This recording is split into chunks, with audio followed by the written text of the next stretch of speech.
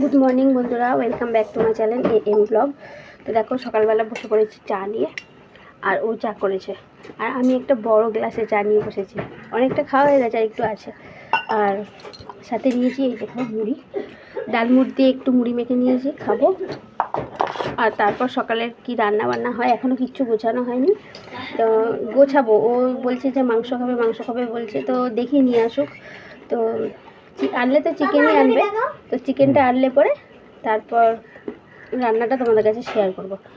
আর এখন কালকে একটু ভাত আছে, ওইটা একটু আলু ভাজা করে ওকে দিয়ে দেবো, ও যাবে কাজে। তো যেতে যেতে 10টা বাজবে। আজকে একটু দেরি করে যাবে, এমনিতে সানডেতেও ছুটি থাকে, তো আজকে আর্জেন্ট কাজ পড়ে গেছে বলে তাই জন্য আজকেও যাবে।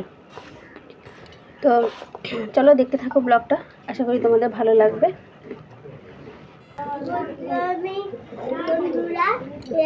ম্যাগি খাচ্ছি।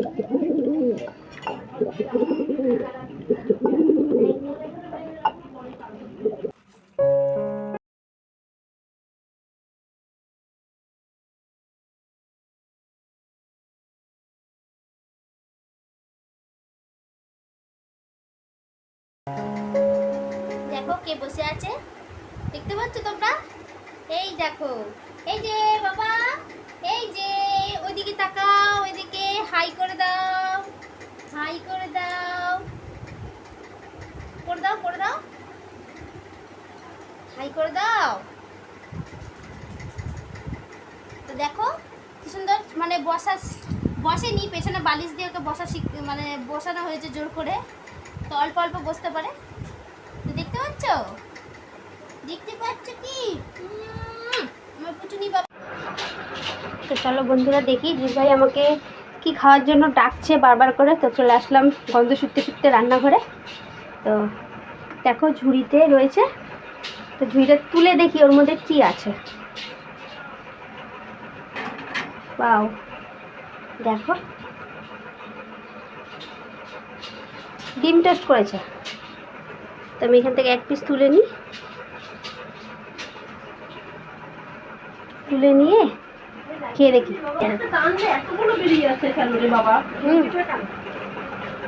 ভালো হয়েছে। একটু নুন নুন লাগছে হালকা। খেয়ে আলু ভাজার জন্য আলু কাটবো, এটা নুন হয়ে গেছে বেশি।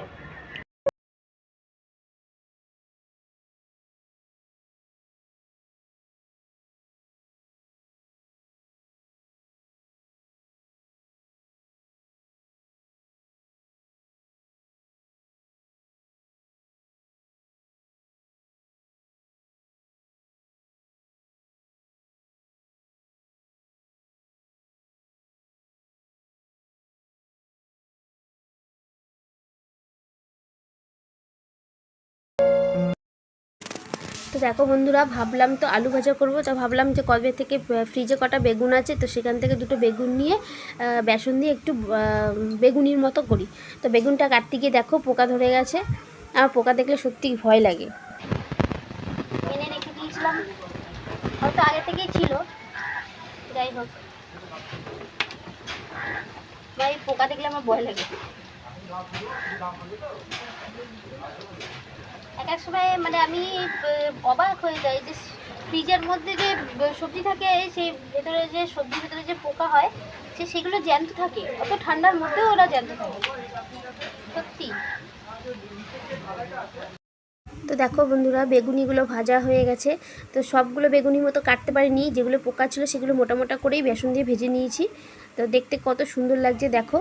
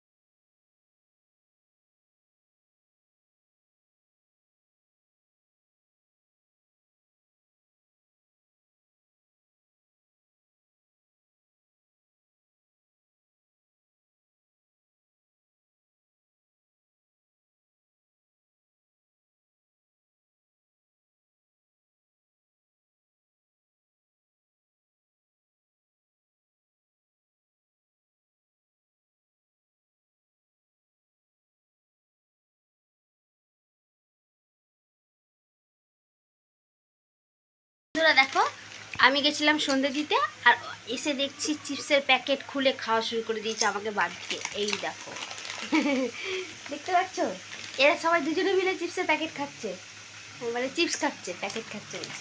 আমাকে একটু দাও, দাও আমাকে একটা দাও, আমি একটা খাবো তো, আমাকে একটা দাও। দিয়েছে দেখো, দাও। আমার পাপা দেবে, দাও তো পাপা, আমার পাপা দেয়, দিয়ে আবার নিয়ে নিল। দাঁড়াও, আমার বাবা খুঁজছে। হ্যাঁ এই তো, এই দেখো কতগুলো দিয়েছে, এই দেখো, ঠিক আছে, কতগুলো দিয়েছে। Thank you papa, thank you, welcome বলটা। দেখো আমার আমি এগুলো খাচ্ছি, আপনি নিয়ে এলো। আমি এবার তো সন্ধ্যে দিয়ে আসলাম, আর এখন কি করব? সন্ধ্যে দিয়ে এসে কি করব এখন? আমি তো ঘুম পাচ্ছে। এ খালি ঘুম, ঘুম ছাড়া আর কিছু নেই। কে রবিবারের দিনটা কিভাবে কেটে গেল বুঝতেই পারলাম না, অন্য বারের থেকে আজকের দিনটা। সত্যি সকালবেলা ঘুম থেকে উঠলাম, ব্যাস দিনটা শেষ হয়ে গেল। এই হচ্ছে শীতকালের বেলা, যেমন উঠতে গায়ে একটু আলিস্য টাইপের লাগে, আবার মানে কোনো কাজ করতে গেলেও একটুখানি কেমন লাগে। আর একবার উঠে পড়লে শীতকালে আর অসুবিধা হয় না, তখন আবার কাজে এনার্জি চলে আসে। যাই হোক, আর শীতকালে একটা জিনিস ভালো, ভালো ভালো বেশ টাটকা টাটকা সবজি পাওয়া যায়, অনেক ঘোরার জায়গা আছে সেখানে ঘুরতে যাওয়া যায়, এই আর কি। গরমকালে অনেকেই বলে ঘুরতে গেলে অসুবিধা হয়, ভালো লাগে না। শীতকালের জন্য খাওয়া আর ঘোরার জন্য বেশ ভালো, কিন্তু একটা জিনিস খারাপ লাগে, গায়ে এক গাদা পরে থাকতে হয়, যেটা সব থেকে মানে বাজে লাগে। আর আমার একটু শীতকালটা অতটা লাগে না, আমার একটু বেশি শীত করে এই আর কি। একটু দেখো কি বলছে, যত শীত যেন ওর গুটি কেন্নের মতো গুটি একটুখানি হয়ে যাবে। তো বন্ধুরা দেখো, এখন বাজে 7:30 প্রায় বাজতে যাচ্ছে। তো ওকে চা করে দিলাম, মুড়ি দিলাম, আর এই যে চা মুড়ি খাচ্ছে। আর খাতাতে লিখতে দিয়েছি মাসকাবাড়ি মালটা, ওটা আনতে যাব।